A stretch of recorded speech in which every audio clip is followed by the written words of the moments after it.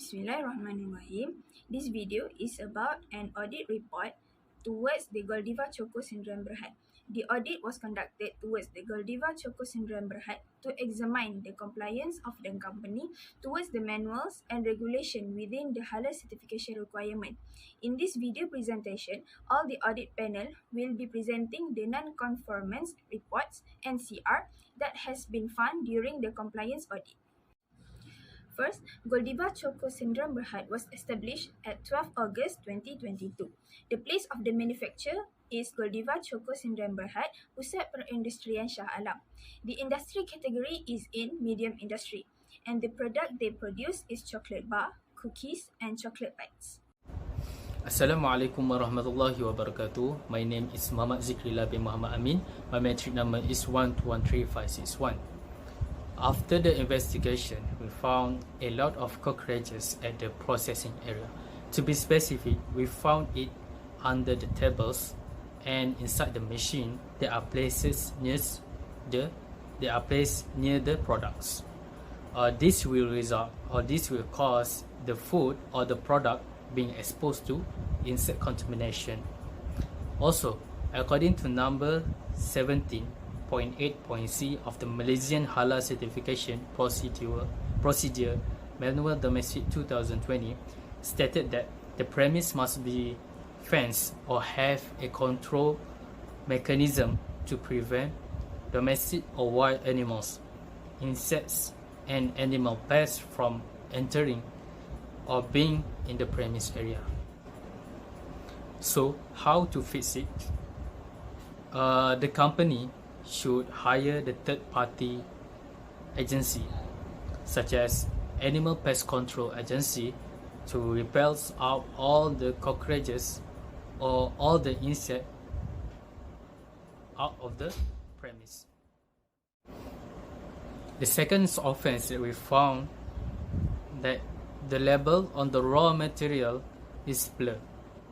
There are some products that are found to have unclear labeling.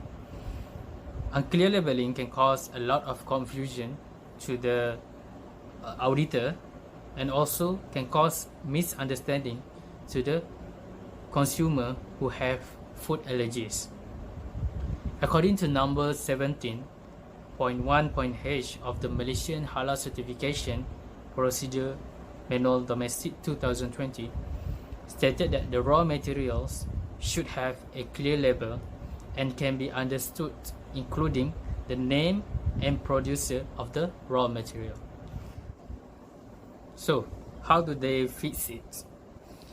They just need to ask from the producer the new label of the raw material and place it at the suitable place to prevent the label be damaged. Next, the issue that arises in the audit is the label of the product does not contain the file reference number of the company's certificate. So this is essential for the consumers so that they can refer to get confirmation before buying a product. Consumers need to be given accurate facts and enough information to enable them to make smart purchases. With complete information and facts, consumers will be protected from deviant and unethical business practices. This is according to the number 17.6G of the Malaysian Halal Certification Procedure Manual Domestic 2020. The information must be displayed on the product label are the product name and address of the SPHM holder and Malaysian Halal logo with MS number and file reference number, the last 10 digits. Next, the machine that are used in the process are not clean and rusty. This is according to number 17.5D of the Malaysian Halal Certification Procedure Manual Domestic 2020. The equipment and hardware must always be in good condition, clean, free from dirt, do not have any harmful substances such as toxic and rust, and do not have negative side effects on the product and the operator. This is because bacteria thrive in a warm, moist environment, which also contribute to rust and corrosion form. Furthermore, sanitation cannot be accomplished unless the equipment is fully clean. Removing rust and corrosion regularly and practicing proper processing equipment maintenance based on the procedure given will improve food safety and helps to create a healthier food industry as a whole. Assalamualaikum warahmatullahi wabarakatuh. My name is Nur Syafiqah Dira binti Muhammad Nizam. My matric number is 1212238. I will proceed to the next issue arise in the non-conformance report list, which is there are some workers in the processing area that are not wearing gloves while handling the food.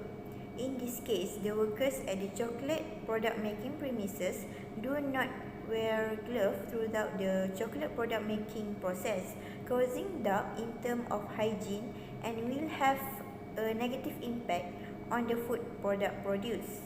There are many possibilities that can happen to processed food product, namely that the food will be contaminated because it is processed with unclean hand due to not wearing any glove.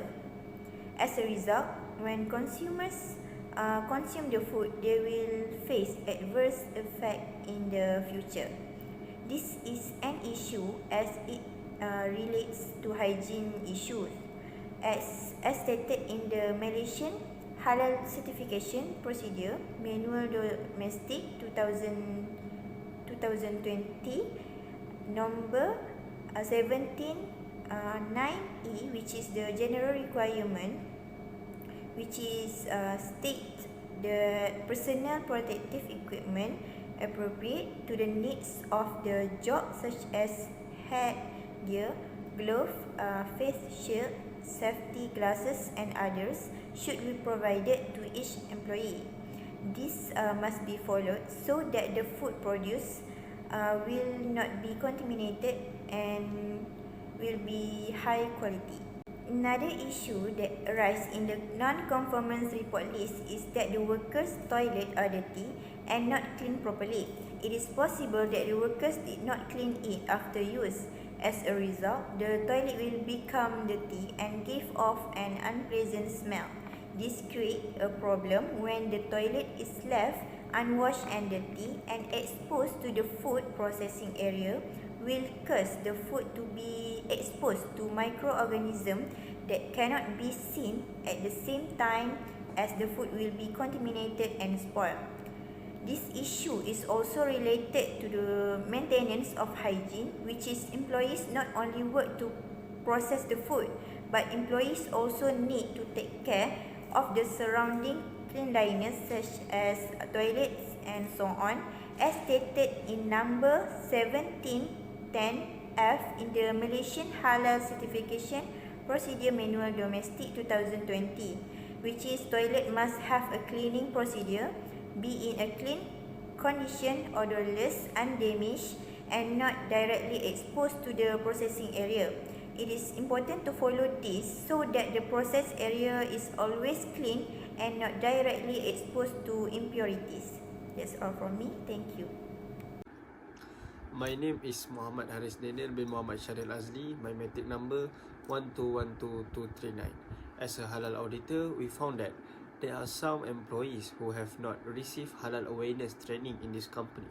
According to the Malaysian Domestic Halal Certification Procedure Manual 2020, number 17, General Requirements, Section 12, Subsection A, stated that halal awareness training for new employees must be conducted within 3 months from the date of employment. And in subsection B also stated that halal awareness training should be conducted at least once every 3 years to all employees involved in processing and or service activities. So for the scope of training, subsection C has explained that halal awareness training must include scope related to the concept of halal and Malaysian Halal Certification Procedure and be conducted by organisation or individuals registered under HPB JAKIM. So next, subsection G of Malaysian Halal Certification Procedure Manual Domestic 2020, number 7, section 12, has stated that company management must provide sufficient financial funds and infrastructure for the purpose of training. Finally, all records of halal awareness training and competency training should be well kept update, and easy to refer to during auditing or monitoring of Malaysia Halal certification, it has been stated in subsection H. In addition, we also found another issue, which is we did not find any place or space for employees to store their personal belongings. According to the Malaysia Domestic Halal Certification Procedure Manual 2020, number 70, Employee Facilities and Welfare, Section 11, subsection E, states that facility for storing employees' personal belongings, good must be provided.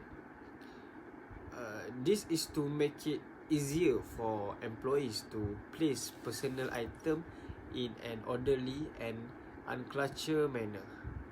Apart from that, according to subsection D, it is also mentioned that the workers' rest and dining room also need to be provided accordingly. This is to give workers convenience and take care of workers' welfare. My name is Fikri Afifi bin Muhammad Shoaimi, matrix number 1213478. Today I will present about hazardous chemical has been found in the food processing area. When the toxic chemical used for pest control or for cleaning or sanitize food contact surfaces and the food preparation equipment come into contact with food, as we know, the food may be contaminated by those chemicals. So how we want to reduce the risk of chemical? We can reduce the risk of chemical contamination by securely storing chemical away from the food and ensure they are always labeled. Check for damages and leaks once a day. Stack the containers appropriately and be sure to clean up all the spills immediately. As we know, according to number 70.3G of the Malaysian Halal Certification Procedure Manual, Domestic 2020, poisonous or hazardous chemical, detergent, equipment and unrelated items should not be placed or stored with the raw materials and product in uncontrolled processing area. And the next is the product are not sorted according to the time produced. First, record management is the practice of maintaining records including classifying, storing, securing and destruction or archival preservation, which protect fragile historical archives and assure permanent records are accessible and readable from the years into the future.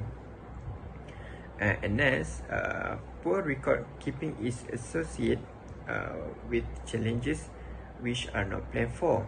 It can lead to loss of data, which is never good for any businesses. And the last one is documentation ensures that all relevant information about a document is available for the future user. As we know, according to number 70.4F of the Malaysian Halal Certification Procedure Manual Domestic 2020, the storage area should have detailed the policies, record and the marking. Thank you. Assalamualaikum warahmatullahi wabarakatuh. Hello, my name is Muhammad Hakim and I am one of the audit panel for today's audit activity. So, during the audit that has been conducted, I have found two NCRs that occurs within the premises of the company. The first NCR that I found is that animal feces was found near the building of the premise. As we all know, this thing is very unhygienic and dirty. This shows that the building is not cleaned regularly. The animal feces can become a possible contamination towards the premise. Moreover, the presence of the animals near the premise area could lead to contaminations towards the product and also the processing area of the food. Besides that, according to the Malaysian Halal Certification Procedure Manual, Domestic 2020, in the clause 17 under point number 10, the surrounding of the premises must be kept clean and avoided from any possible factors that can lead to premise contamination. This explains that any premise that are complied to halal certification must always protect the premise from any possible contamination toward the premise, such as animals and others. Regarding the NCR, I am suggesting one corrective action that can be done by the company to avoid this thing from happening again in the future. So the company should check any openings at every angle of the premise and cover it. This is to restrict any animals to enter the premise area. Now, moving on to the second NCR that I found. So, during the audit, there were some parts of the premise drainage system that are clogged. This thing once again shows that the management is not taking serious on matters regarding the cleanliness of the premise. As you can see in the picture, the drain was clogged with rubbish and food processing wastes. These clogging drains can cause bad effects to the premise as it can cause flooding inside the premise, which then can contaminate the whole premise, including the processing area and the storage room. The food products also can be contaminated with the flood dirty water. Besides that, according to the Malaysian Halal Certificate Manual Procedure in clause number 17, under point number 8, all the drainage system inside the premise must always be kept clean and maintained regularly. This clause shows that the company should maintain a good sewage flow and drainage system to direct the factory's waste outside the premise. The drain system also must be cleaned regularly to avoid any pests and other possible contaminations. So, regarding that NCR, I am also going to suggest one corrective action that can be done. The management of the company should conduct an effective way to maintain the sewage system of the premise. This can be done by having a cleaning schedule and routine. Plus, the management also should consider on equipping a pest control equipment on the drainage system. I think that's all from me. Thank you.